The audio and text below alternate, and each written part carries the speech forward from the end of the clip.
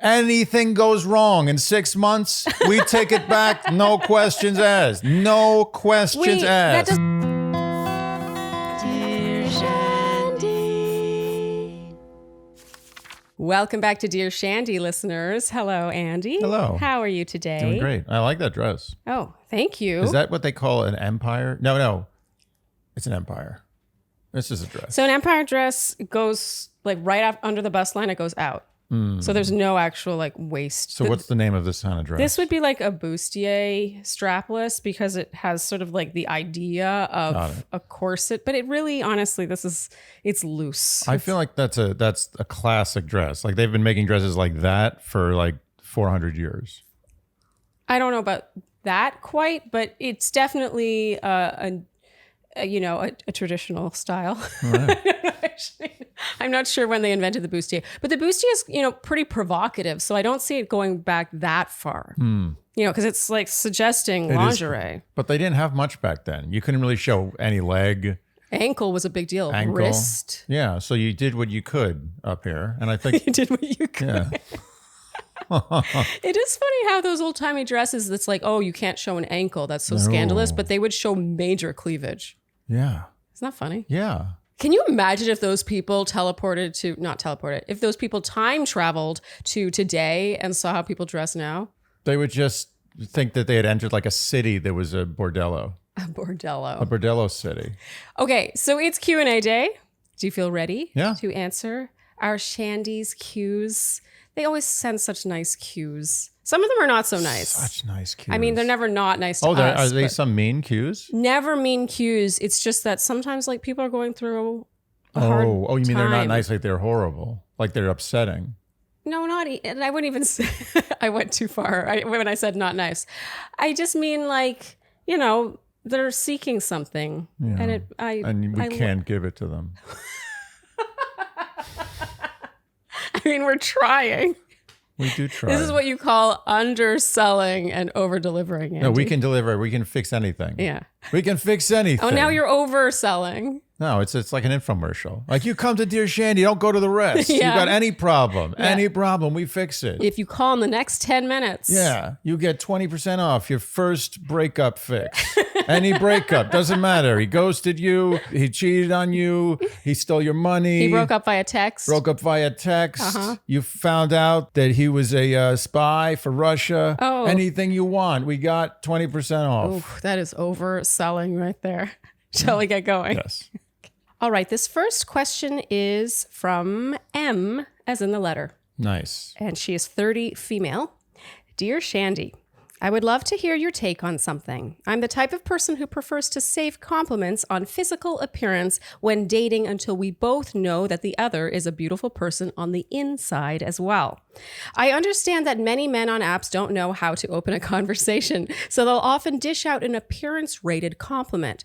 I recognize it is really hard to know what to say to start a conversation, but I often feel like a man liking my profile on an app or coming up to me in person signifies that they're attracted to me in some way, and therefore the compliment is unnecessary. Besides, I didn't really do much other than get decent genes, which is beyond my control. God, I feel like a stuck-up pain in the ass. To note, though, I didn't grow up getting told I was beautiful, and I wasn't the girl who boys noticed or had crushes on. In high school, things changed, and since I've become skeptical as to whether someone is actually into me or just the way I look.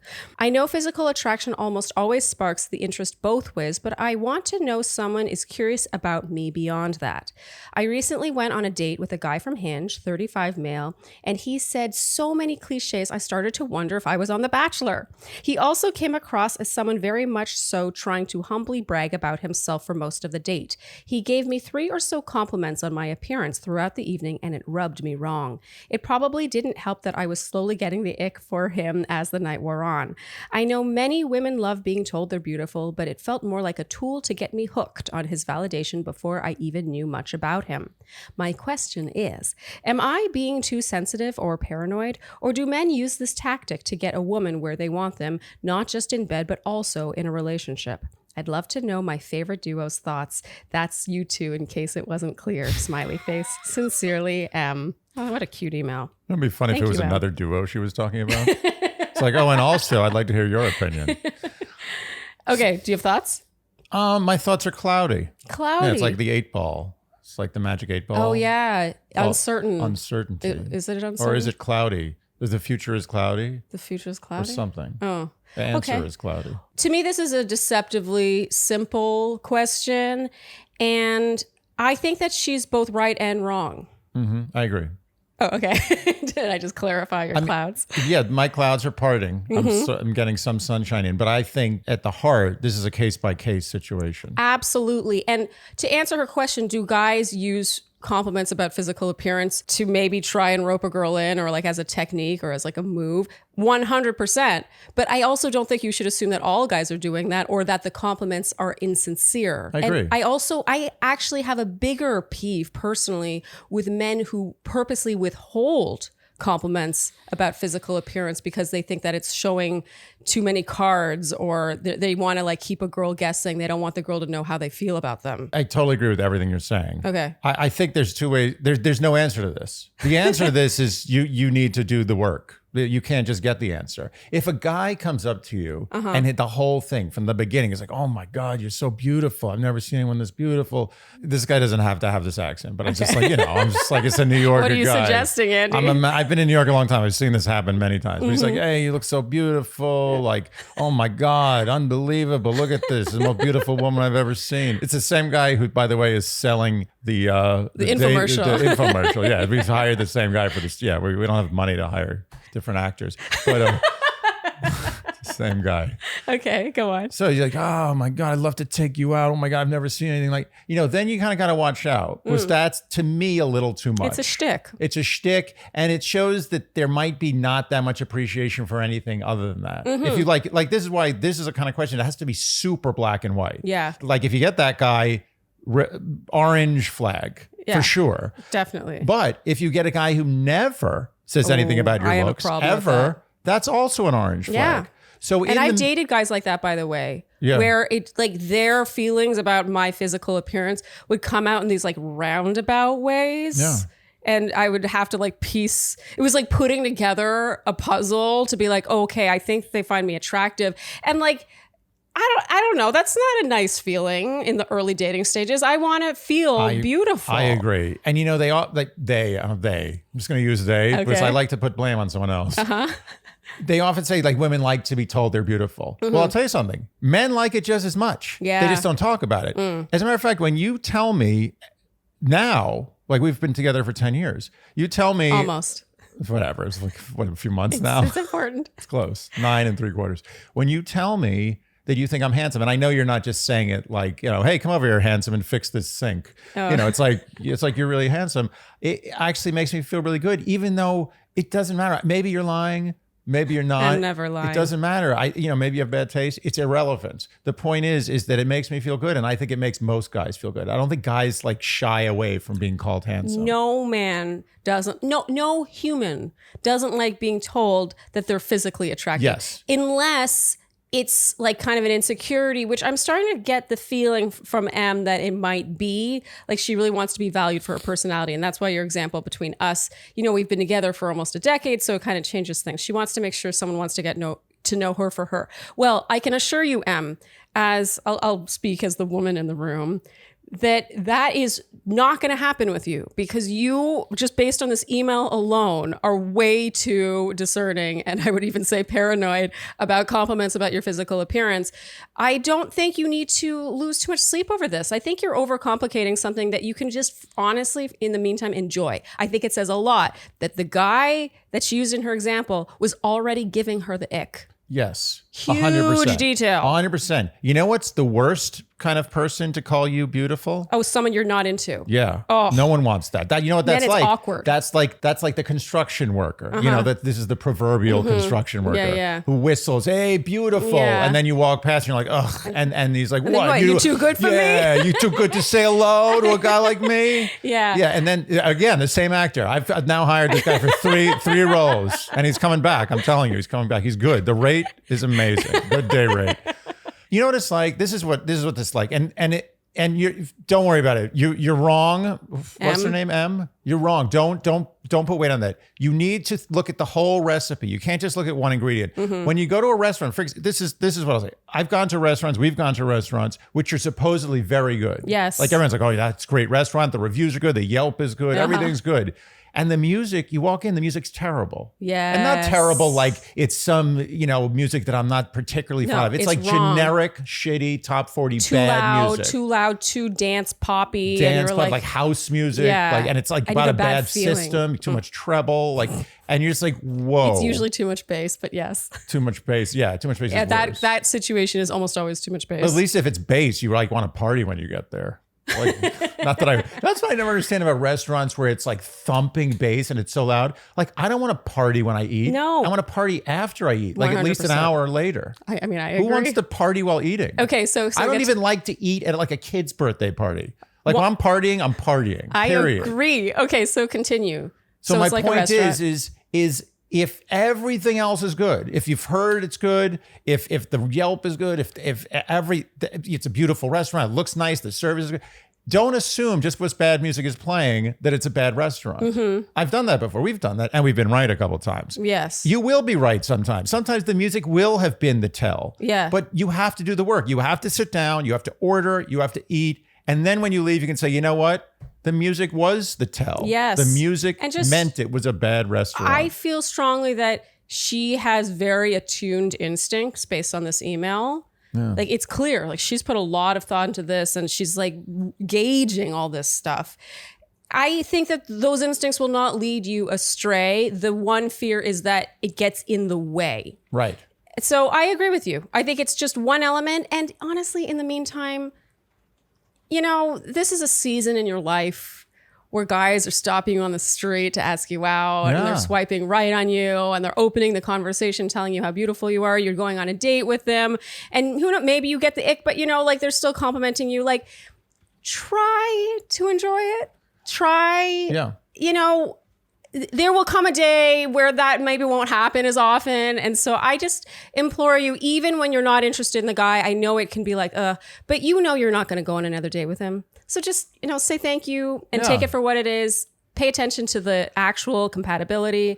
And I wouldn't read into it too much more than that. And I'll add one more thing. I think in general, guys have shabby game nowadays. They don't Super shabby. They can't pick up the way guys used to before online dating. Shabby isn't offensive now, is it?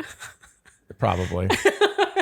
I'm gonna, you know what? If it is, so be it. Okay. I'm okay with that. Okay. An easy pickup line, a go-to, like when you have nothing else, when you're so used to just tappity tap on the computer and you don't have any game at all. The easiest thing to say is, "Oh, you're beautiful. Oh my God, you're so beautiful." Yeah. It's a lot easier to compliment someone, also insult someone with your fingertips than mouth. But overall, try to focus on the glass half full here, which is that these guys are at least willing to give a compliment. To me, even if you're not interested, take it for what it's worth. You move on, you're not into them.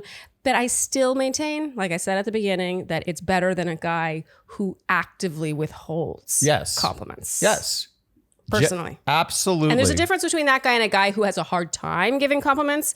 I have more grace for that guy, but I have a big issue with guys that are like, she looks stunning today and I'm not going to tell her because I don't want to give her that power. I completely agree. I'm going to give an answer. There's an answer to this. Oh, and the answer is that beware of the extremes. Yes. Okay. You answered it. Watch out for the guy I hired as an extra for this episode. And watch out for the guy who never tells you you're beautiful. 100%. All right, Em, good luck. Don't think you really need it. So, Andy, like so many New Yorkers, we are so blessed to not have laundry in our unit. This is very common. What a luxury. Yeah, lucky us. Which means that we have to exit our apartment to go to the laundry room to do our laundry. And let me tell you what I have not missed since discovering Earth Breeze, which are eco sheets for laundry detergent. Basically, they look like pieces of paper of laundry detergent. I certainly don't miss lugging a big, heavy, 90+% water jug of laundry detergent to and from the laundry room. Also lugging to and from the store where you bought it. Totally. Lugging it to and from the car if you were a car person. Or if you don't lug it, the truck that has to lug it to and from the manufacturer to the retailer to you. I can tell you were really excited about that one. You're like, I got you on that. It's true, though. Did you know that 91%, wrap your mind around this, 91% of those big plastic jugs end up in landfill every year? Give me this. How much fuel do you think it takes a truck to carry one of these bad boys? Nothing. I mean, that's like, it's like a feather. This is 60 loads of laundry that you're talking about for our listeners who can't see what you're doing. But for real, those big jugs, 91% of which end up in landfill, to begin with, those are mostly water anyway. It makes absolutely no sense. Like, how did that become the norm? And all that plastic. We got to focus on the plastic. Yeah. That's a lot of plastic. Right. Everybody in this country does laundry. Plastic. No more, we say.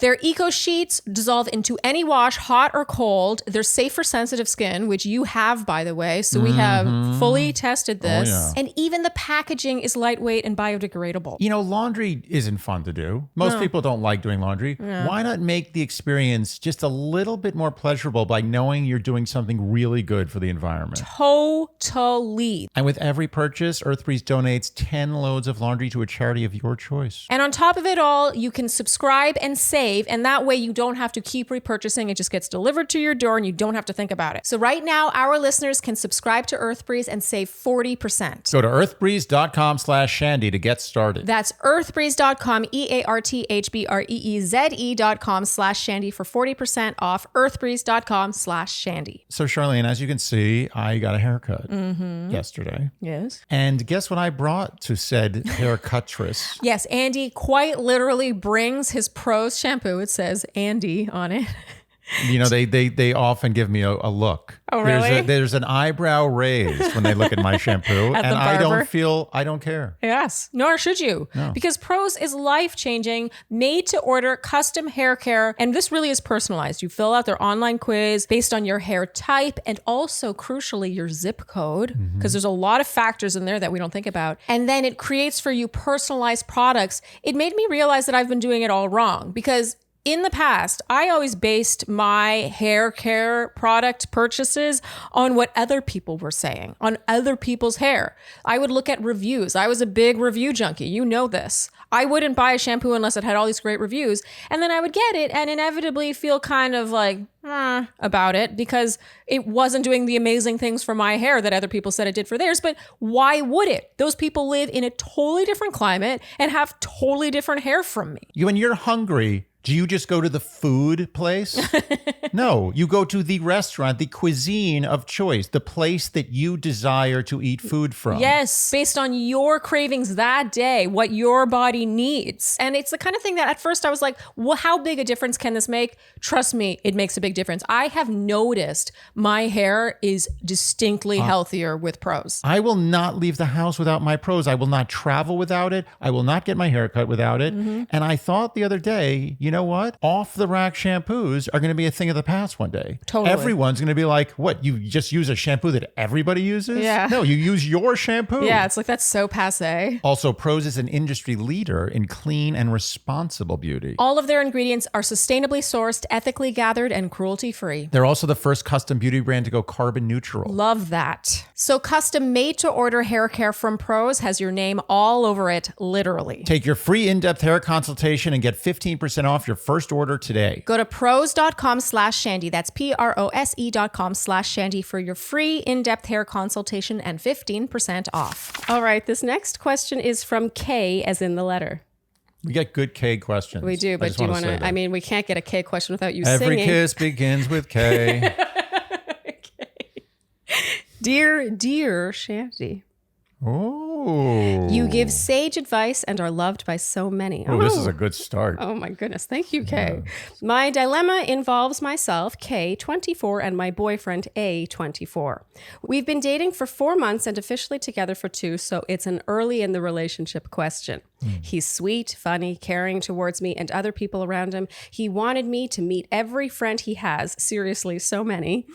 And we have great chemistry intellectually and sexually, working on emotionally. I'm a huge planner and enjoy direct and open communication about most things. My boyfriend is not this way. He does things last minute and often doesn't come up with a plan ahead of time. This leads to me initiating plans and times we get together pretty much every time. 80%, she wrote, although he's always up for it. I've also been the one to initiate any physical touch most, 85% of the time. 85% question mark. 85? She actually knows the difference between 80 and 85%. She is attuned.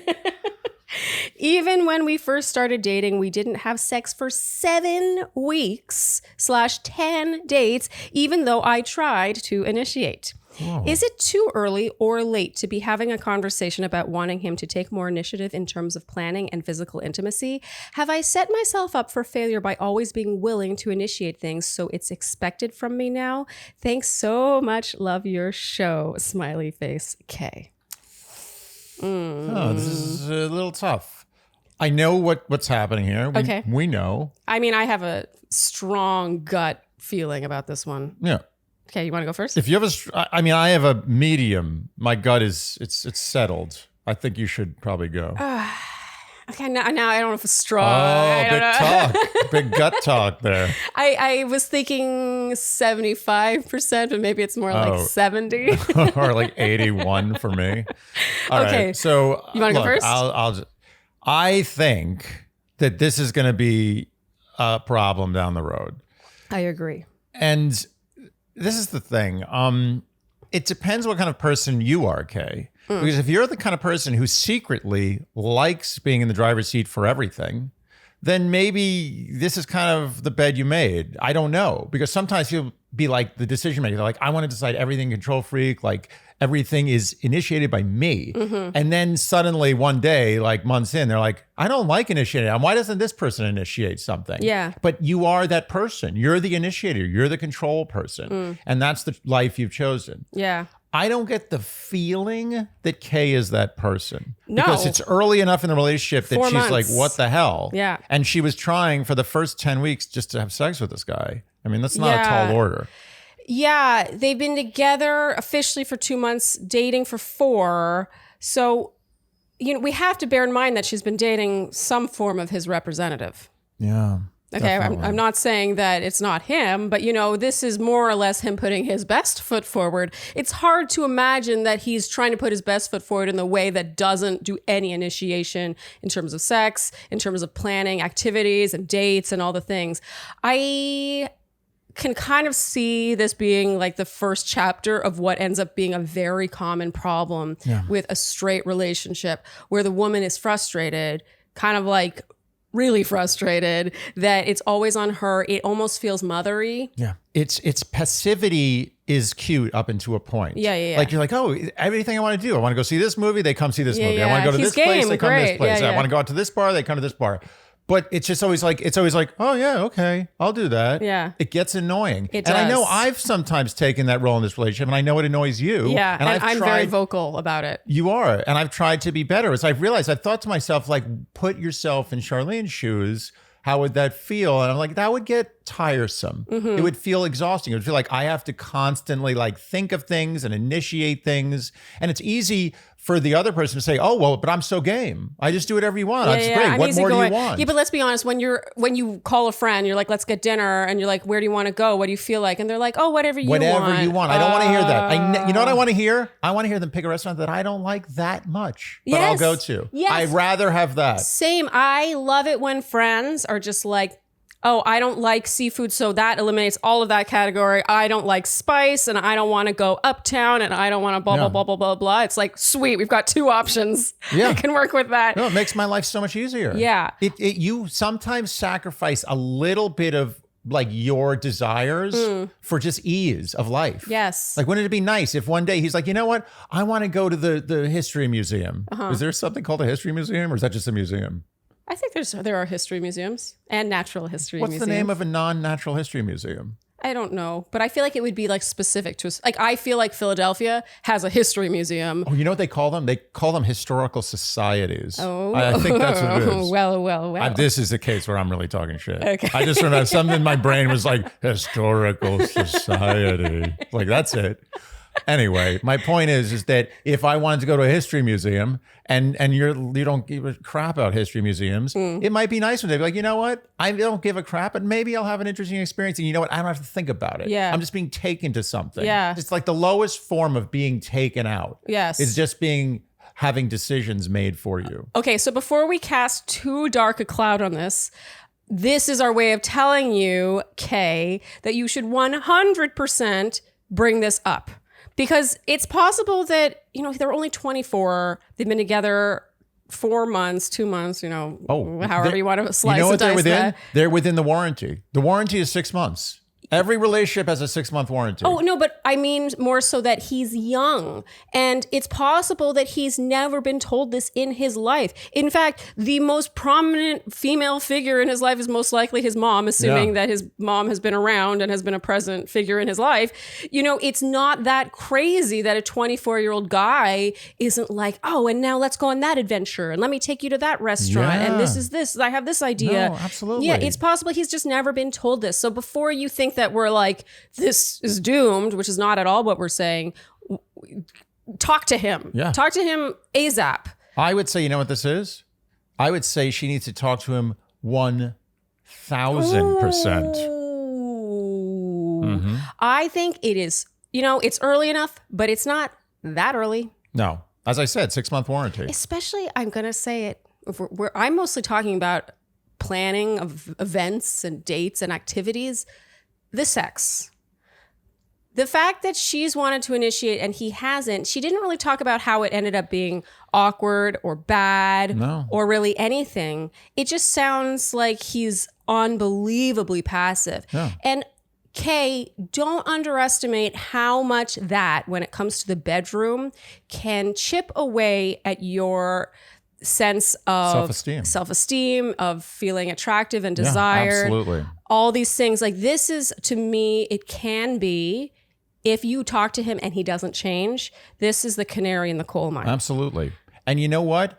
Being passive, extremely passive, which is what this guy obviously is. I mean, I'm assuming. What we can gather. Unless he's super religious, but that wasn't brought up and that would have been brought up. I feel like she would have brought that up. That wasn't the reason. Yeah. Being super passive in life is not a good way to live. It would help him on his own, even if he doesn't stay with her. It would help him to get a little talking to about how passive he is. Yes. This is not a good way for him to be. He's not going to be as happy as he could be if he gets to a point where he actually makes decisions and takes initiative. Yeah. And, it also might be interesting to observe how he responds if she takes her foot off the gas. And I don't mean like in terms of the relationship, like back out. I mean more like she does less planning, she doesn't initiate as much, and just watch and learn. Yeah. I feel like that's something a therapist might say. It's like you're enabling his passivity by always catching. You're the net catching him. This is perfect advice. This is it. So which one though? Which one? There will be a talking to first.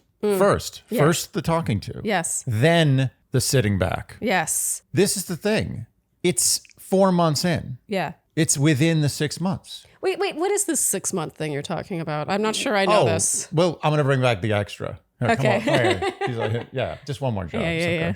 Listen, anything goes wrong in 6 months, we take it back. No questions asked. No questions asked. That doesn't make any sense. You're acting like there's no emotion in this. No, it doesn't matter. Within 6 months, you have 007, James Bond, License to Kill. Absolutely, you can pull the plug on a relationship without much fanfare. Yeah, but she's attached. Yeah, but I'm saying is if she does the talking to and then she does the sitting back and she does absolutely nothing and she's looking at a life 10 years down the road with a guy who's literally just sitting on the couch all day waiting for her to tell him to eat. 100%. No, that the warranty is active. I fully agree with that. Yeah. No questions asked. Okay, Kay. Hopefully this didn't sound too negative, Nancy. We're just basing this off your email, so we could be totally wrong, but just based on having more life experience than you, I would want to nip this in the bud, and you would be helping him outside of this relationship to bring it up with him. And I'll tell you something, when you're 24, you think you're going to live forever.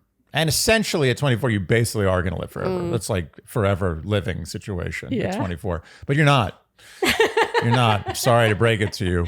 And you can slip 5 years down the drain in a situation like this. And I almost did it. I was so close a couple times. So close. It was just one little tiny chaotic thing that happened that put me in a place where I could end relationships that were bad. Yeah. And not bad in like they were mean to me or terrible people. It was just they off. just weren't right. It was missing. But they were missing. And the thought of being with those people for the rest of my life is like horrifying. Yeah. No disrespect. They were great people. Just not for me. I wasn't for them either. It's good, but it goes two ways, the road. You're going too far. Anyway, too far. I went too far. But my point is that don't let years slip away. Yeah. Of being now. Frustrated about this. You do not have all the time in the world. When you're 18, as a matter of fact, when you're really young, in a way you have less time, because when you're really young, you're naive to the point where you're like, oh, I can live forever. So you sit in bad situations for way too long. And then suddenly you're like 30. And you're like, holy shit, this guy still hasn't gotten off the couch. My whole life, my whole dating life is behind me. Okay. We've sufficiently frightened her. Sorry.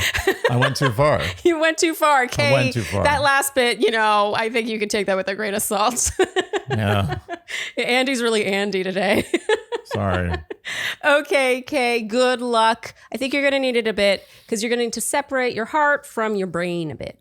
Yeah. Just a bit. Good luck. All right, this next question is from F, as in the letter. No, like no one's name is F. That's a joke.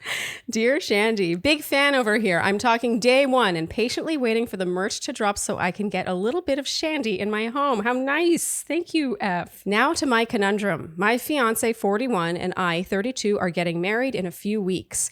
We are not having a traditional wedding. Instead, we are having the civil ceremony, just the two of us and a witness, then eloping to Italy, where we'll say our vows to each other, take our wedding pics, and have our honeymoon.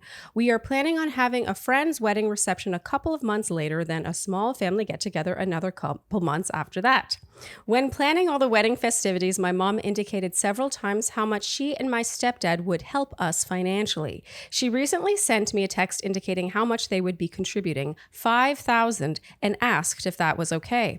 I texted back saying thank you and that we appreciated the gift. I previously indicated to her that we are not comfortable asking for a particular amount and that we would be thankful for any monetary gift. However, I can't help but feel a bit slighted by this. I understand that we are both doing okay in our careers and that we are the ones planning all these events, but I was hoping for maybe twice what she said they'd gift us.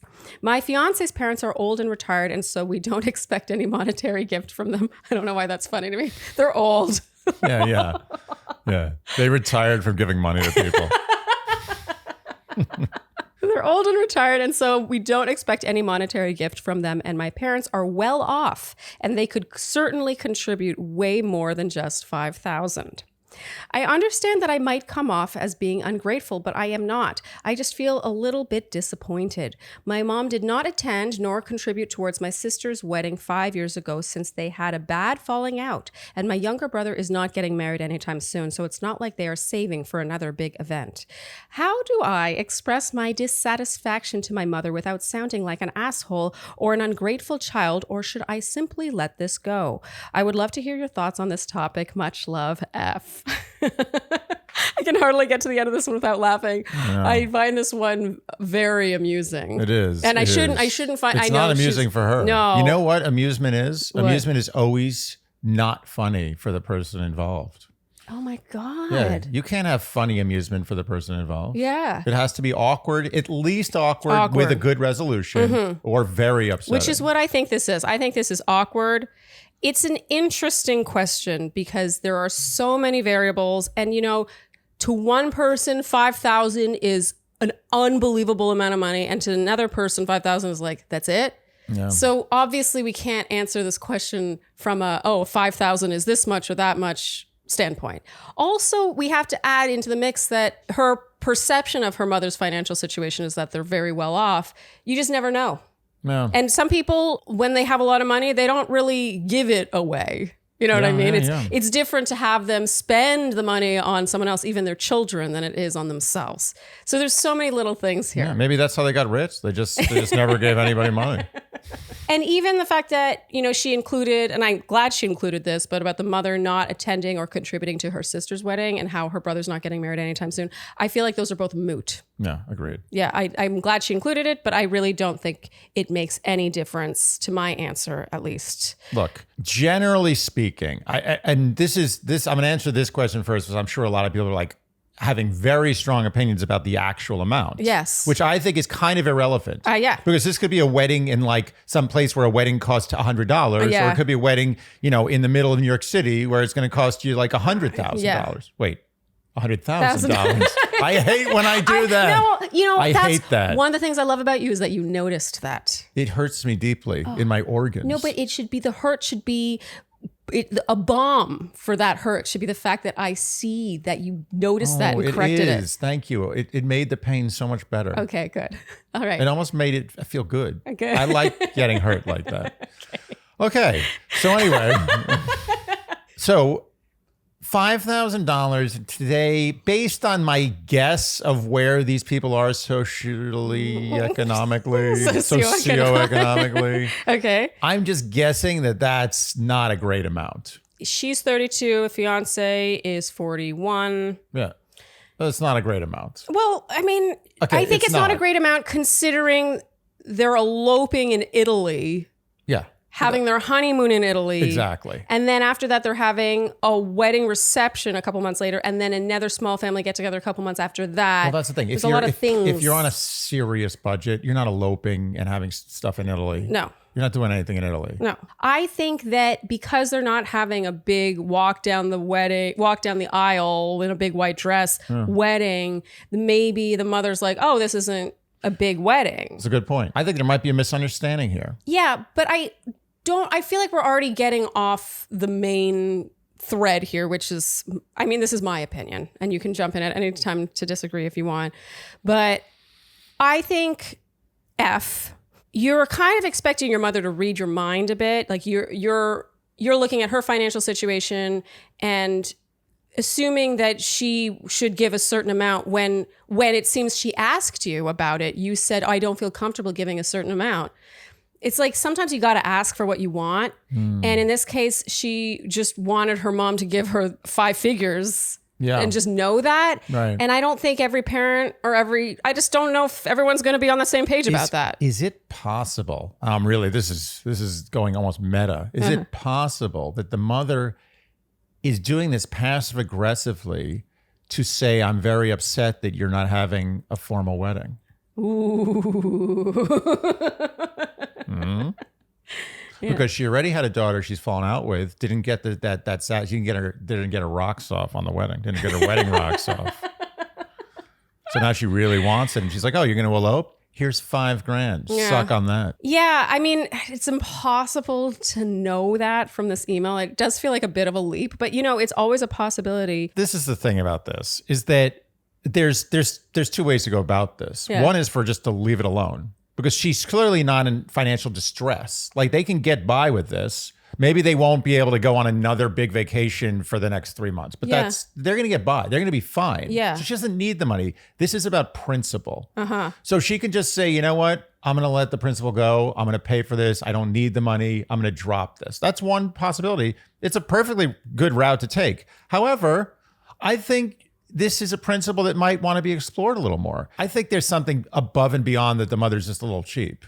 It's something else going on, and I think I'm onto something with my other theory. But she goes to her mother, and I'm gonna pull the guy in again. Oh no, really? Yeah. Oh God. Oh, okay. yeah. No, I don't know if he suits this question. He's not. He kind of doesn't. But it's gonna be. She's gonna be suddenly this guy. If you bring him in for this one, you're gonna have to bring him in for every other question in this Q&A. Oh, challenge accepted. Okay, let's see him. Like, hey, we went to all these different people. Everyone had to wet their beak. And this guy takes $2,000. This guy takes $5,000. This guy 6, 7, 3. Next thing you know, you're looking at $40,000. I tell you, it's breaking our backs. If anything you could do, even a little bit, it would really help. Oh, wow. That sort of became a slight Larry David towards the end. No, really? A slight. But No. Larry David would never. Oh, did it? Honestly, I think one of the reasons Larry David became Larry David was so he didn't have to ask for money. This is so true. So you think she should generally cry poor about how much everything's costing? Yeah, she should basically say in a way that's not like, passive aggressive or guilt inducing, like, this is costing a lot more than we thought. And it would be really great if you could help us out. Sorry to be asking. It's, I know it's not great. I got it. This is a bit more of an am I the asshole question than I thought it was at first. And I'm gonna say something that might not be a popular opinion. She might be a little bit of an asshole. I think I don't want to say she's the asshole, but to not communicate what you need or expect and then have the other person doesn't fit your idea of what that is and then be annoyed by that. And I know every family's different. Every structure of these dynamics of asking for things is different. I wouldn't feel super comfortable asking my parents either. I think her level of disappointment and annoyance makes her slightly the asshole here. I agree with you, and I've been trying to avoid saying that the whole time. But I think that there may be two assholes here. Yeah. And F... Two assholes. Wait, so you think the mother's the asshole? She's making a statement. I think there's two small assholes. And F has got to... Oh, wait, this is going to get weird. No. It's every part of my brain is trying to avoid F and the asshole, and I'm gonna do this. You can do this. You don't have to say it. You don't have to say it. No, Andy, you don't have to say it. It can go unsaid. They know. Yes. They know. It's okay.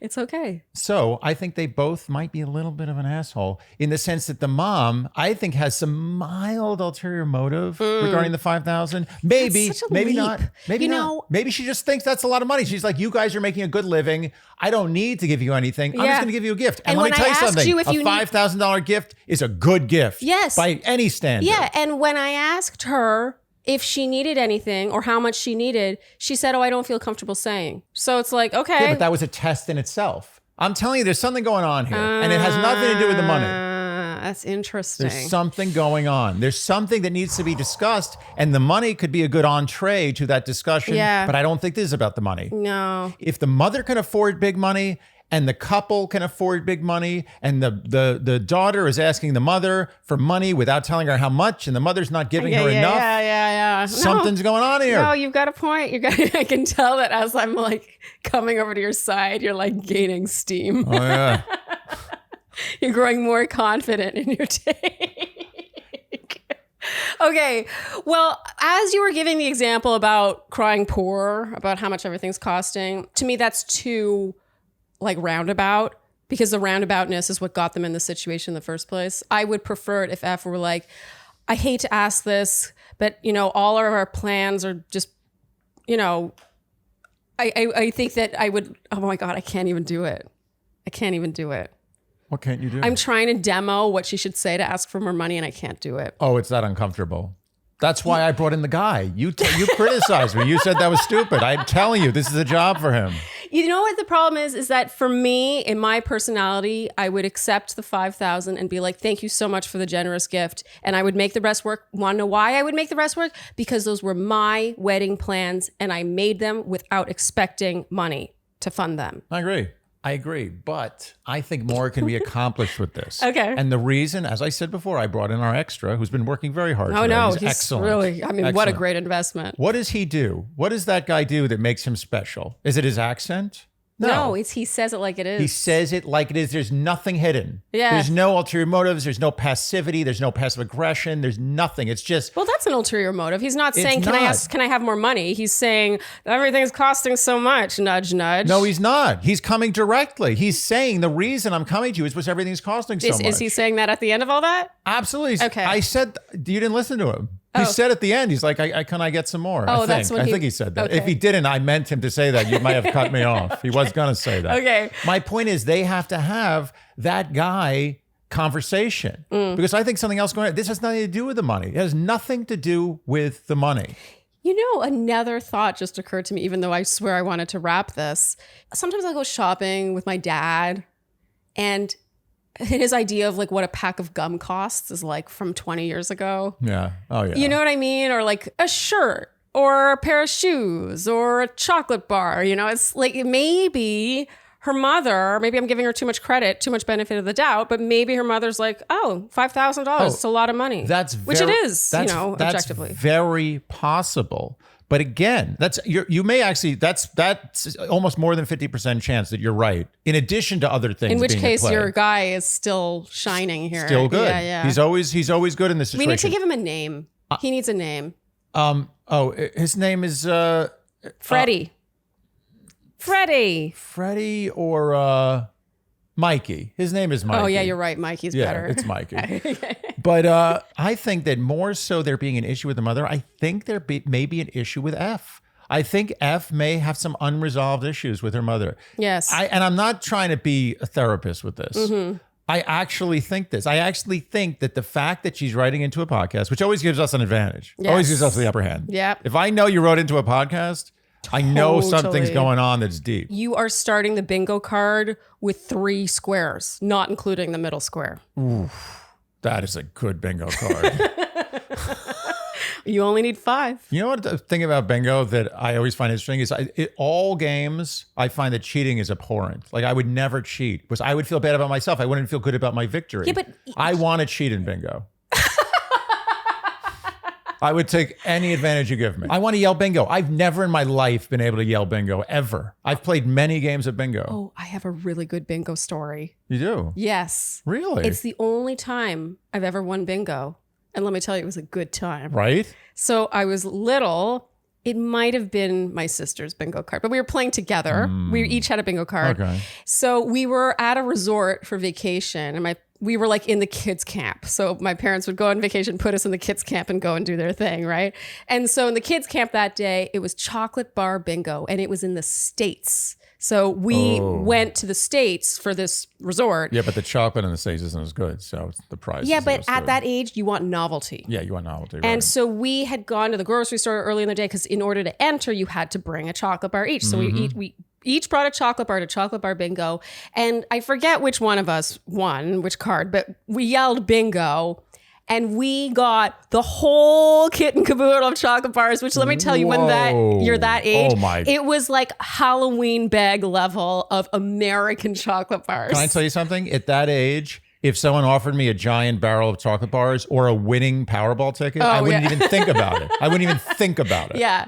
Trust me, it did not go unappreciated. Wow. And it was hours before our parents were going to come get us. So let me tell you, that's amazing. We gorged on chocolate bars. Can I tell you one thing that's missing from that story? What? You were surrounded by kids. You were playing with kids, right? Yeah. Nah. I want to yell bingo. Why? Why is it better with adults? Because I'm a terrible person. It's not just adults. I want to yell bingo at the retirement home. Oh, why? I want to be visiting, some relative sitting there, and they're like, "Oh, you seem to be a little too young to be here." And I'm like, "Oh, well, I'm just visiting." So that's weird. I'm judging you now. Why would you want to take that calling of the bingo away from an elderly person, an old person? Because that's the major leagues of bingo. If I want to play baseball, I don't want to play intramural baseball. I want to play in Yankee Stadium. Oh, wow. The retirement home is where bingo is played. Everything else is BS. Yeah, that is dark. Yeah, that's where you're a real winner. That's where people respect you. You think those people in that retirement home they're not taking that seriously? Yeah. That's a big deal. When you yell bingo there, you're a celebrity. Yeah, okay. All right, okay. We'll take that from you. Okay, let's wrap this one. We cannot discount how with money comes pride. Yeah. The two are they're like orbiting each other. Money is the root of all evil is the best phrase. I'm pretty sure that's in the Bible. I think. I hope. Anyway, that is the most of all the things, early to bed, early to rise. Rome wasn't built in a day. Yeah. It takes one to know it. All of those things, nothing tops money is the root of all evil. It is 100 billion% true. It is never wrong. Yeah. There is no evil that exists in this world. Well, that's not true. I guess serial killers are not driven by money. But that's okay. Now I screwed it up. My point is that money causes all the problems. Pride and money orbiting themselves. I think F hasn't properly expressed what she wanted because she felt pride, and then the mother maybe wanted to be wanted more. Yes. And she's like, oh, you don't need me? Okay, here's $5,000. You know, there's so many little things. So I'm just going to leave it there. We're going to leave it there. And, you know, we'll let the Shandys chime in. Absolutely. But there's too much subjectivity and outside factors to really answer this concisely. So we're just going to leave this at a conversation. Absolutely. All right, F, good luck. You may or may not need it, depending on which path you choose. Yeah, F this. All right, this next question is from A as in the letter. What's not the letter? We maybe could have spelled a word out by now. There was F, M, K, and A. We have a vowel now. Fam? It's like a radio station. KFAM. 102.9. Nice. Hi from A as in the letter. There's no Dear Shandy. I don't understand what that means. What is A is in the letter? What is your name A? Like they're like a pirate? No, like, I'm more focused on the hi. The hi is everything's wrong. Tell me what is the name that is A? But also I don't feel like this is specifically for us. Yeah. This is a sham Should question. we not answer it? No, we'll answer it. But I have a real problem with someone who says A as in the letter. Imagine if your name was A and you were in Canada. We're like, so what's your name, A? A. No, what's your name? A? A? Okay. A is my name. Okay. The Canada fine. joke's been made. Sorry. I, 32F, am in a long-distance relationship with a Muslim man, 26, in a third world country. We met online, had been Facebook friends a few years when he messaged me one day, and we video chat every single day. We are planning on him someday living here and us getting married. He is hoping he can find a job with his degree in mechanical engineering and get here on his own that way. We are madly in love, but we argue frequently. A lot of our arguments stem from miscommunications and cultural differences. I struggle with ADHD and severe anxiety. I am also an external processor and am sensitive emotionally, which I don't see as a bad thing. He comes from a culture where the sensitive don't do well, and he often says I'm too sensitive and need to harden myself. I tell him I cannot and don't want to. We also have already had to take several breaks in communication. How do you know it's time to break up, especially when you've never even met in real life and it may take a really long time before you can meet? How do you know when there are just too many barriers? All right. You know when you've read this question. Right? It's over. This is so dead in the water. I don't even know where to start. You know where this needs to start is with a new beginning. Oh, okay. A. You're done. Such a patronizing. Like, oh, idiot. Okay, A, there's a lot to unpack here. I don't think that we're laughing at your situation or belittling it. No. I know you're going through it, but there's a reason I felt compelled to take this question, even though it is so black and white to any outsider. I would be very interested. A, I want you to ask yourself this. If she has told the people close to her every detail about this relationship, or if she's mitigating, right, leaving out details, yeah, hiding the fact that he's telling her she should change. That, oh my God. To harden yourself? Can we talk about like that in for a a second? war? Yeah, and also I understand he's from a different culture and maybe he's seen different. Yeah, I get that. Sure, but so what? She's not. Yeah, she's from her culture and it's okay if she's sensitive. Yeah. And I have a big problem with someone who's never even met you in real life telling you that you should change. Are you kidding me? Okay, this is ridiculous. That sounds very gaslighty to me. It's so, you know what this seems like? This seems like something that could turn into something bad. A, holy crap. You should be looking at the stats of how often you're fighting. You've never even met online. This is the honeymoon period. That's the biggest one. If this ever happened to me and I had even the slightest fight, I mean, like literally we disagreed about a movie. Yeah. Like I was like, oh no, that's a good movie. She's like, I didn't care for it. I'm like, okay, bye. Like that would be literally that's enough to end it for me. There are no fights in a long distance relationship where you've never met. Period. None. Zero. No. There's zero tolerance. Yeah, especially if that guy's telling you to change your whole way of being. Yes. Unless it's a fight about who misses the other more. Oh, yeah, totally. I love you more. No, bitch, I love you. Suck it. This is one of those ones that I'm like, I want to, A, I want to shake you. Get I want the to take your hell- shoulders and get- give you a shake. Get out. Get Sorry, out. just get out. You know what? Even if everything else is fine, everything, the fact that he told you, stop being so sensitive, you have to harden up, is enough for me. Having never met you, it is over. I completely agree. To me, that is extremely manipulative, and I don't know the context of the conversation, but gaslighting behavior. It's like we're disagreeing on something.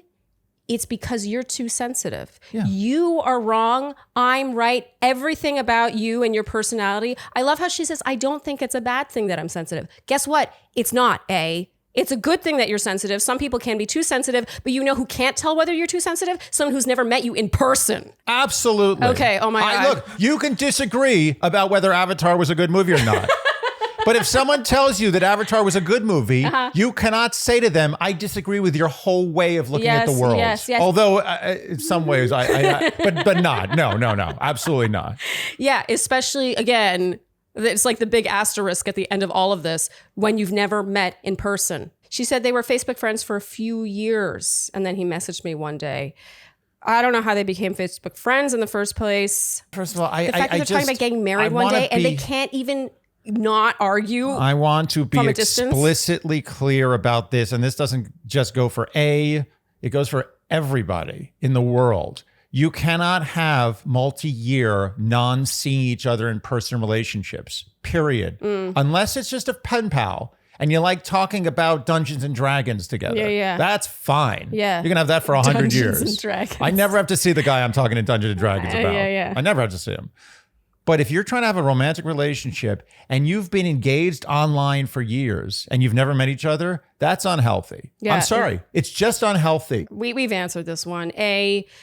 I know this is so much easier said than done, because we're telling her to just cut off, someone who she believes she loves madly. But you have to remember that you cannot fully madly in love somebody who you've never met. I will always go back to the one example of this that I have that really affected me. Okay. I had in my early days when I was on MySpace or Match.com. I don't know. It was like the Stone Age. Yeah. I met a girl, and I'm telling you, it was like Romeo and Juliet. I was like, I'm going to marry this woman. It was the best texting I've ever had in my life. Yeah. To this day. No offense. No. I mean, you've actually told this story before, but for anyone who hasn't heard it. Thanks. I like the way you take ownership of it. Like you need to, I've heard this story before. You haven't. I'm special. But you are special. But you've told it on the podcast before. Oh, I have? Yeah, but I think, some people don't listen to every episode. I'm pretty sure it was a caller episode that you shared it. So please. Okay. We've gotten to the point where it's a good story. I think it should be repeated. Anyway, amazing. It was it was one of those things where I was like, I'm marrying this woman. Like there's no question about it. This is it. It's over. And I actually invited her on a Halloween weekend when I had other good plans and I was single. And Halloween, let me tell you something. Halloween is the night. People think New Year's is the night. Nah, New Year's amateur hour. Halloween's the night. And I invited her to stay with me in my home. Yeah. All weekend. Ooh. And I'm telling you, within 5 minutes, I met her in the park. I didn't even meet her. You know what? I wanted to be so respectful. I was like, don't even come to my home. I'm going to meet you in the park. Yeah, you were so excited. You're like, I'm going to marry this woman. I want to make it so pure. We're going to meet in the park. Yeah, it's like Harry Met Sally. I wanted to make it like a Shakespearean romance. I met her in the park. We sat on a bench and we had no banter. We had no connection. It was as if literally she had hired somebody to write the text. Oh, wow. I was so shocked. Yeah. And it wasn't that, I know that it wasn't that she saw me and was like, I'm not into this. Because later she was I don't want to get into the details, but she definitely was into me. Okay. That was the weirdest part. Oh. So I thought in the first 15 minutes, I was like, oh, she doesn't like me. Yeah. I'm not what she expected. Anyway, it was such a disappointment, but it taught me a lesson. It's like you can be anyone you want online. Yes. Even if you're FaceTiming. Honestly, if you don't smell that person in front of you, you can be anyone you want. And she was anyone she wanted. And she was exactly what I wanted. I was about to say, case in point, those Zoom meetings where you have a button down and then you're in your underwear from the waist down. I don't think you should reveal that. It's a strategy. Everyone does it. It's that was a COVID strategy. thing. I'm usually wearing pajama pants down below. I don't wear anything. Nothing. Okay, we've answered this. Yeah. You definitely need luck because this is going to be hard. However, we believe in you. I'm going to say another thing. I feel very uncomfortable on this podcast of telling people to end relationships. It makes me feel very concerned. Yeah, It you don't want to scares me. be. You don't want to be the reason why a relationship ends single-handedly. Totally. But I am giving this the 100% Shandy seal of approval to end. Yeah. And I don't feel uncomfortable with that. Agreed. All right, A, good luck. So, Andy, you are holding in your hands a product that has really changed, I think, both of our lives, but especially yours of late, I really think. I don't know if we realized how much you were in need of more protein in your diet until you started to have more protein in your diet, thanks to Care of. And now you've really noticed and felt a big difference. Yeah, I don't want to talk about all the reasons why I needed more protein, but I have to say, Care of was a bit of a lifesaver for me. We have a lot of good sponsors. Yeah. But Care of is one of those sponsors, and there are several, that actually put me over the fence of something I was never going to get over the fence to do. Totally. I think that both of us always thought of protein powder as this sort of like, I'm going to the gym, I'm going to pump iron. Yeah, I'm not a powder person. No. That wasn't what I was, and I never thought I would ever become a powder person. But I am a powder person. So Care of is a wonderful subscription service, honestly life-changing subscription service that delivers quality vitamins, supplements, and powders to your door every single month. So you don't have to think about it. You don't need to go out and buy it when you run out. And I am holding in my hands my personalized vitamins and supplements, which come in these convenient little compostable packs. And these were recommended to me, doctor-backed recommendations based on the online quiz that I took on Care of. And this isn't just, your age, whether or not you're vegetarian or whatever, how often you work out. It's on top of that, it's how you're feeling. How do you want to feel? And then Care of will give you those personalized recommendations, which I think is really nice. There's all this information coming at us from all angles. You don't know what's good for you. Well, I'll tell you something else. This tastes really good. Amazing. That chocolate protein powder, it's at the point, I am not kidding, where we cannot run out because you get upset. Yeah. So get 50% off your first order by going to takecareof.com and entering promo code Shandy50. Again, that's a whopping 50% off your first Care of order at takecareof.com, promo code Shandy50. All right, this next question is from another A as in the letter, your favorite, Andy. Dear Shandy, I just want to say thank you in advance for all you do. I aspire to have a relationship like yours and appreciate all of your thorough, unbiased, empathetic advice. Thank you, A. Thank you. I, 31, and my boyfriend, Colin, not real name, 32, have been dating for about 10 months. Colin Firth. That's who's, or Colin O'Farrell. Wait, Colin O'Farrell? Colin O'Farrell? What about him? Is that his name, Colin O'Farrell? Am I making up a name? Is it a Scottish actor or something, or Irish? Colin Farrell. No, it's Colin Colin Farrell. Farrell. It should be Colin I haven't heard O'Farrell. that in so long. Colin O'Farrell sounds better. Yeah, I briefly dated a guy named Colin in high school, and it only just came back to me now. All Collins have had intense romantic relationships. It's just part of the name. Colin? Yeah, Colin is a romantic name. They've done their time. Yeah, I mean, that doesn't apply to my Colin in our relationship, but maybe his other relationships. Yeah, I've never met a Colin who hasn't had some kind of intense romantic situation. Okay, wow. That's quite the statement. Yeah. We met on a dating app and instantly connected. We became official and said I love you within the first couple months. Things between us just felt natural from the very start. We have mutual interests and hobbies, a similar sense of humor. Our friends get along, and we each get along well with the other's families. And from very early on, I thought this was the man I will someday marry. He is a very kind and thoughtful man and goes out of his way to do little things to make me feel special. For example, when he stays over at my place and I leave for work before him, he leaves sweet messages on Post-it notes for me to find later. Oh, that's cute. He always saves the last bite of food for me if we're sharing something. Smart man. Makes the bed just because he knows I like it that way without me asking. Takes care of me when I'm sick without complaint, etc. I know that he cares about me deeply and would do anything for me. I just want to recheck. Okay, they've been dating for about 10 months. I just want to put a pin in that. I almost forgot. Well, here I am writing into a podcast, so there must be a problem, right? This better be a big problem.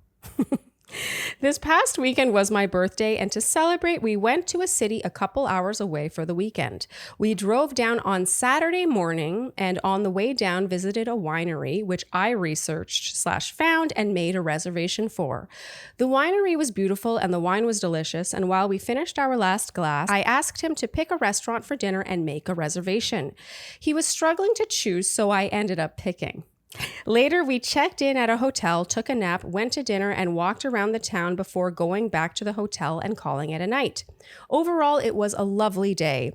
The next day, we woke up and got breakfast, went for a walk by the ocean, then went to a couple's massage that I had previously booked. Damn, that sounds like a good time. After that, we got lunch and started our drive home. Back home, as I reflected on my birthday weekend, I realized that I had essentially planned everything. And Colin hadn't actually done anything to make it more special for me. He did get me 2 small, thoughtful gifts. There are several easy things that would have made me very happy, but did not happen. For example, 1, if he got me flowers, as he has done this once on Valentine's Day. 2, if he woke up early the morning of my birthday to get me coffee. There's a place nearby that I'm obsessed with and go to almost every weekend. 3, after my birthday dinner, I wanted to open a bottle of wine from the winery earlier, but didn't have a wine bottle opener. It would have been nice for him to go out and get one, though I didn't explicitly ask him to. 4, at least attempt to plan something that weekend. If I hadn't done it, I'm quite sure we would have had a hard time finding places available as it was Father's Day weekend. As a note, his birthday was a few months ago and I got us a cozy mountain cabin in a nearby ski town for a couple days. While Colin didn't necessarily do anything wrong here, it kind of felt like he was just along for the ride that weekend. Is it wrong of me to have expected more? Should I bring this up to him, and if so, how? And in her PS, she says, we didn't have any conversations about who would pick the activities for that weekend. I just ended up doing it because I like to have a plan. And she also adds that they do not live together. Sincerely, A. Now, if this guy's name was Colin, this wouldn't have happened. Okay, I have a strong opinion about this one. Do you want to go first, though? I'm surprised you have a strong opinion. My opinion is I'm not sure this is an issue. Oh, that's my opinion, but really strongly. Oh, good. Yeah. Because you made me feel uncomfortable about my opinion, because usually not having an issue with something is not a strong opinion. The strong opinion is really having an issue. No, I have such a strong opinion that this is not an issue that I have an issue with her thinking it's an issue. Oh, whew, that's relief. Because that's where I was too, but I was feeling insecure. Yeah, we can strengthen each other. Yeah. Yeah, No. you know, I mean, come on. He makes her bed every day. He cares for her when she's sick. He does the things every day that are important, the things you want to see. So he kind of took a little bit of a backseat after he planned this trip. but Like, also, what's the big deal? Yeah, and also though, I can see how when she's like, okay, I booked this winery, I'm going to do this and we're going to do that. It's like maybe he doesn't want to ruin her idea of the day. He's like, well, you seem to know what you want. It Like, let's do what you want. It's your birthday. Like, I was going to do some things, but now I'm thinking maybe you do the things. Yeah, and it reminds me a little bit actually of the question about passivity. Yeah. If you do everything, then the guy might be like, oh, okay. I understand he could be passive, but it's possible that he's like, I'm afraid of screwing this up. Yeah. It's your birthday and you know what you like. Very clearly, you know what you like. You knew which winery you want to go to, which town you want to go to. Oh, I almost forgot. We followed up because we wanted to know who paid for what aspects of the weekend. And she responded, we talked about splitting the costs, though he said he wanted to pay for more of it. Almost everything was paid on his card, and I'm waiting for him to add up things and let me know what I owe. That doesn't clarify anything for me, because I don't know if he's agreed to split it with her or he's just going to take the whole thing. That's true. So that's true. Maybe he's nothing. like, you don't owe me anything. That's nothing. Unless he's like, actually, if he's like, you owe me 50% of this weekend for your birthday. Like, you owe me $871.32, rounding up because it's your birthday. Yeah. Okay. I fear that you might be looking at this through a glass half empty. Yeah. That's a good way to look set at of it. glasses. You know, the opposite of rose-colored glasses. You know, she does open with that whole paragraph about all the sweet things he does. I wouldn't therefore raise all of your expectations across the board so that he has to be like leaving post-it love notes level of attentive and proactive and planning in every aspect of your relationship. And you're touching on something that I've been thinking about this whole time. Okay. Is that I think I'm just gonna say right now that this is not a real thing. I'm not giving weight to this. I'm sorry. Okay, like this being a I'm concern. I don't think this is a major concern. Yeah. Look, there's not quite enough granular detail for me to know for sure, but I don't get the feeling this is a big flag situation. Are you kidding? At all. I mean, I don't even think it's like what's right after green before orange, like yellow or like yellowish green. Is there a color that's yellowish green? Is there a name for it? It's like lime. This isn't even a lime. It's not even lime flag. But that being said, it is lime, right? It's kind of like a little yellow or green. Yeah, anyway, my point is that I do not believe the issue here is this. I feel that it's possible, and this is a major theme in relationships that you got to kind of watch out for sometimes, is that you are too much in the driver's seat in this relationship. I get the sense there's a slightly uneven playing field you've gotten used to, and you're used to a certain level of attentiveness. And I don't think that the things you pointed out, usually when someone lists things, it's a good list. Yes. Like it's a list where each one gets better and you're like, whoa, number 3, number 4. Yeah.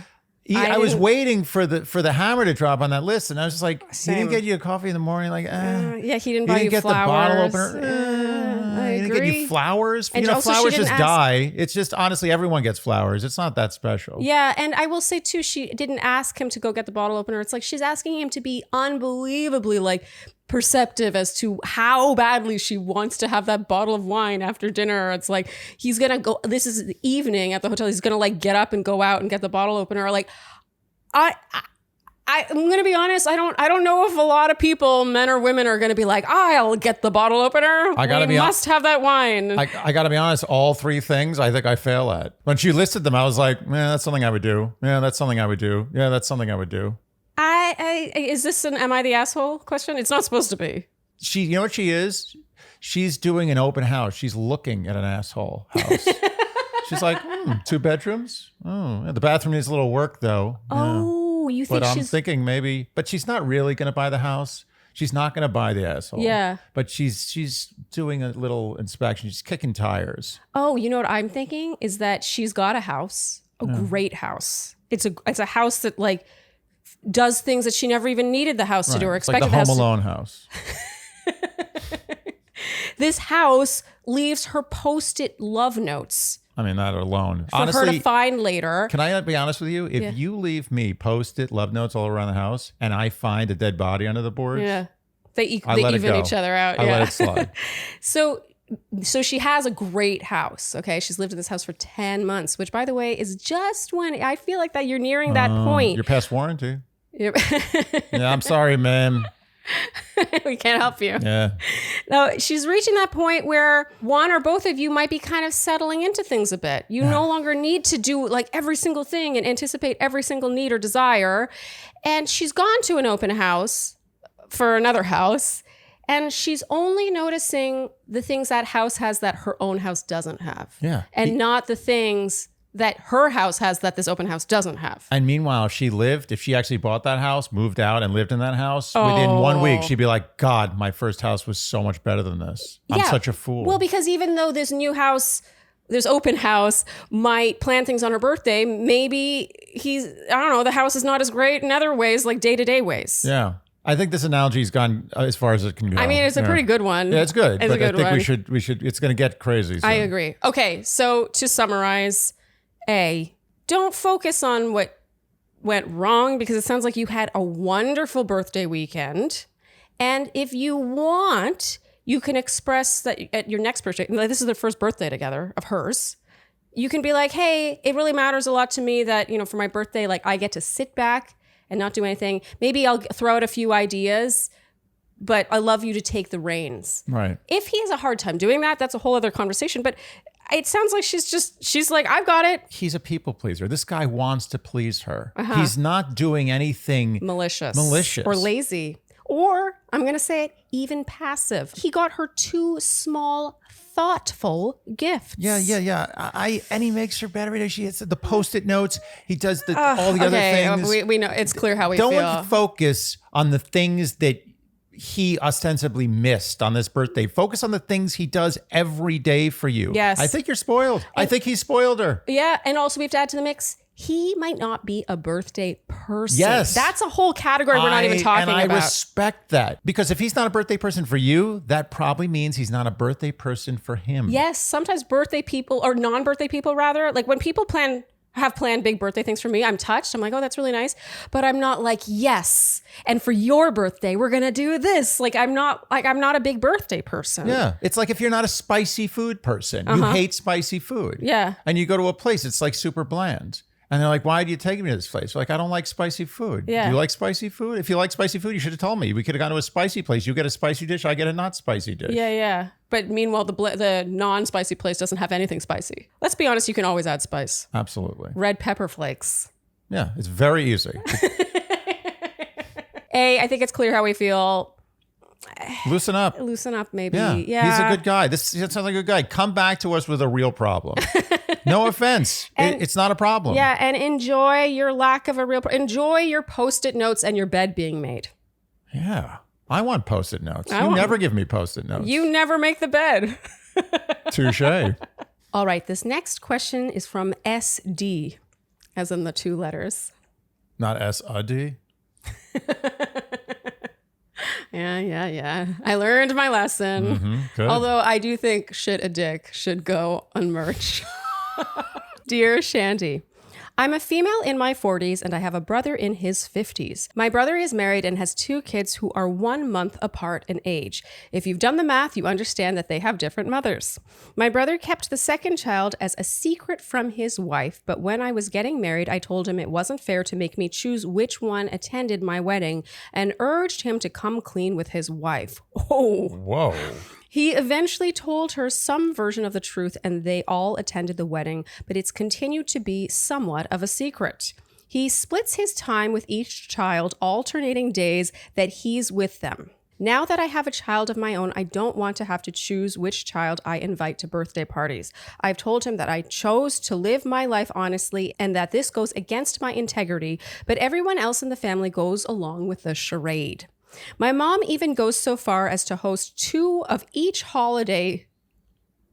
Okay, wow. My mom even goes so far as to host 2 of each holiday so the moms and kids can attend separately. Whoa. My niece doesn't know she has a brother the same age as her, and I worry that as adults, we are not acting in the best interest of the kids. Each time I attempt to discuss this with my brother, he is evasive and uncomfortable, and we never seem to get anywhere.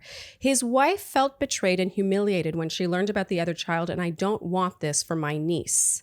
I feel an obligation to the kids, and I also feel like it isn't my place as his sister to go nuclear with the information.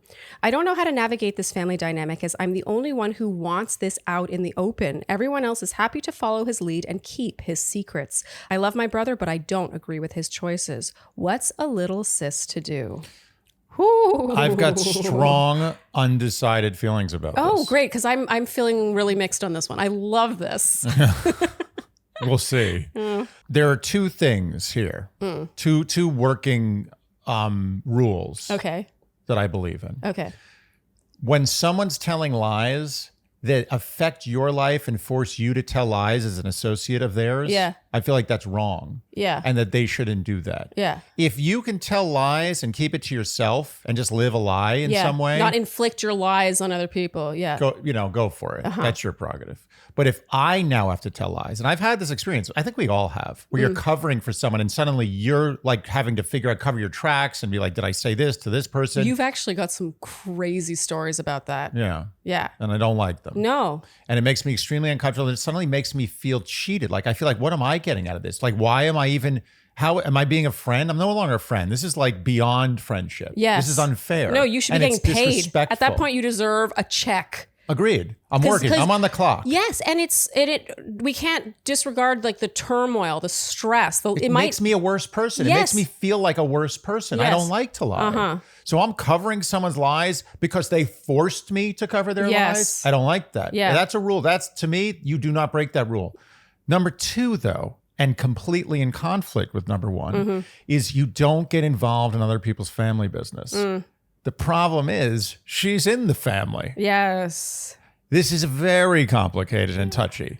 My initial gut is that this guy has built a life around this lie. It's a big leap to force him to be like, you as a family member, I'm telling you, you have to come clean with your wife of, I don't know how many years, probably a bunch, about this and potentially hurt your marriage, potentially cause major conflict in your family, totally overturn the apple cart. That's a huge ask. Yeah. But she is part of his family. And she is being forced to lie on his behalf. Yes. 2 rules I have are coming into conflict here, and one has exciting. to win. I got to tell you, I'm on the edge of my seat because I know how strongly you feel about each of those rules. I do. I feel very strongly. And I'm going to say something which no one's a winner here. No one wins. No. What I'm about to say is not, I'm like, this is it. This is the answer. Yeah. I'm just saying this is the one that causes me a slight bit less amount of pain for everybody involved. Okay. And that is, I think, unfortunately, she needs to mind her own business in this situation. Ooh, that's not what I was expecting. I don't, with a heavy, heavy heart, I say that.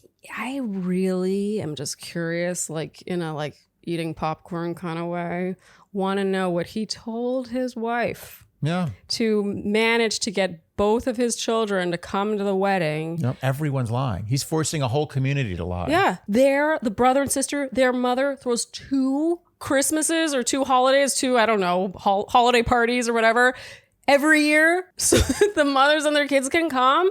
Do you know how messed up that is? The most messed up thing of all is she said, it's SD, right? How could I forget? SD said that she feels her niece should know that she has a sibling her age. Are you kidding me? So they don't know that? So I'm assuming he told his wife that he had this kid with a woman that he just had an affair with, but I imagine he's more with this other woman or more in touch with her or something than the wife believes. Or maybe he said that he was really, really close with this woman and he sort of took on her son as like a project. Like he fathered her son a little bit. Oh my But God. it wasn't actually his son. There's many ways you can skin that lie. But either way, this guy set up a bad situation for himself, You know, and it he goes set to up his show- family and his friends. What I appreciate about this question is that it shows people further in life making really stupid decisions. And I kind of appreciate it in a sick, like, thank God it's not my problem kind of way, because it shows that, you know, I think that sometimes we get questions from like 22-year-olds, and I think that they have this idea that when you're 50, it's like everything's together and like you have it all figured out. But one of the things you touched on, the rule about forcing other people to lie. I further, to build on that idea, think it's even worse when the lie is worse. So the worse the lie is, the worse you're forcing other people to maintain your charade, as she calls it, the more strain it has on them. Yes. It's no longer just like, oh, I'm cheating on my, I'm trying to think of something happens when you're 25. Like I've been in that position many times. I had a girlfriend in my 20s who cheated on like every guy she was with. And you know, I was a good friend. Like I was like, not my business. Like she's my ride or die. Like I'm not gonna go and report back. And it does, you know, the 3rd time around, let me tell you, it was not as cute.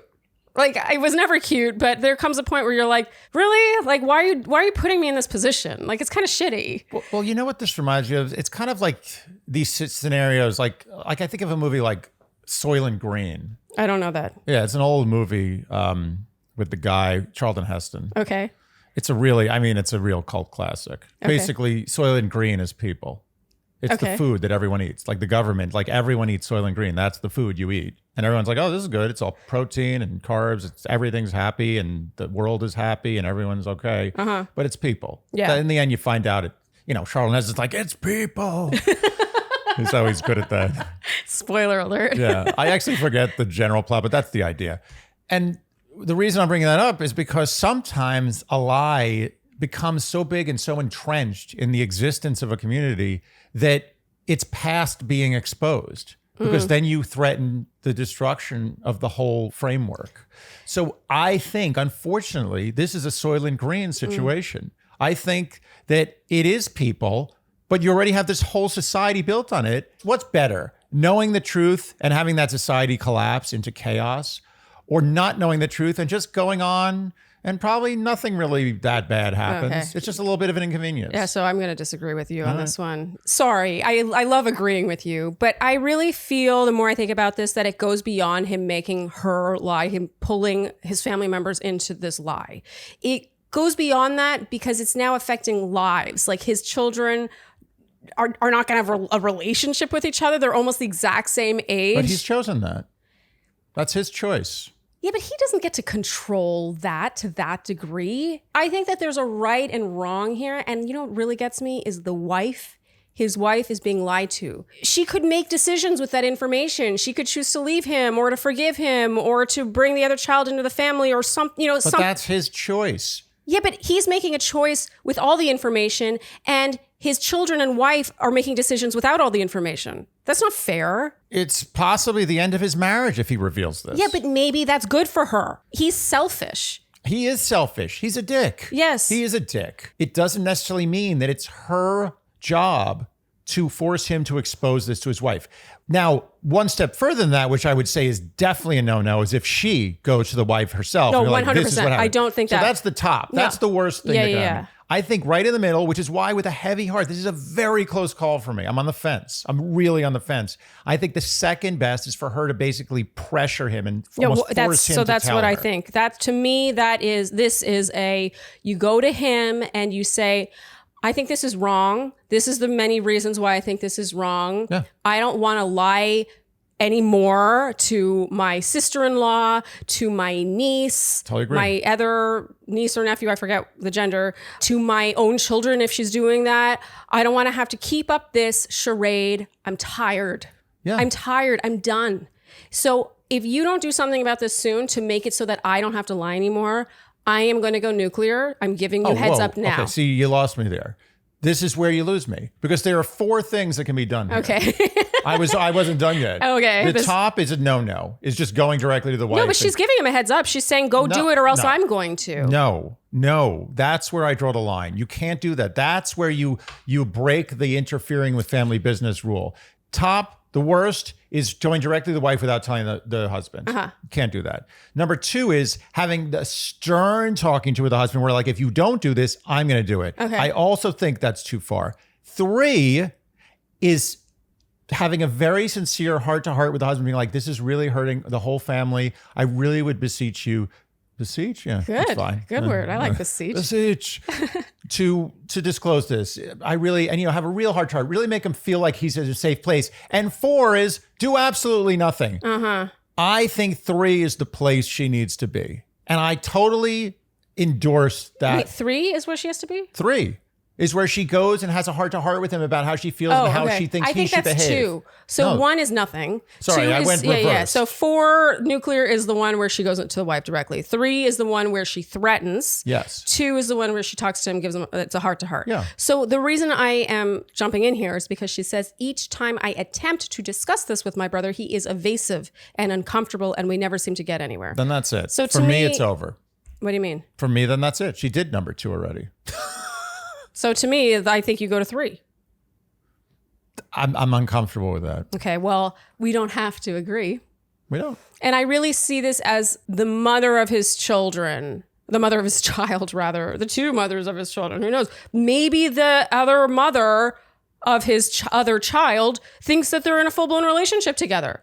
You know, a lot of people could be set free if he stops controlling how much information everyone has. You know what? I 100% agree with you, and I still think it's a bridge slightly too far to force this on him. Make him feel like he has to make the decision himself. Pressure him. A pressure campaign, I'm okay with.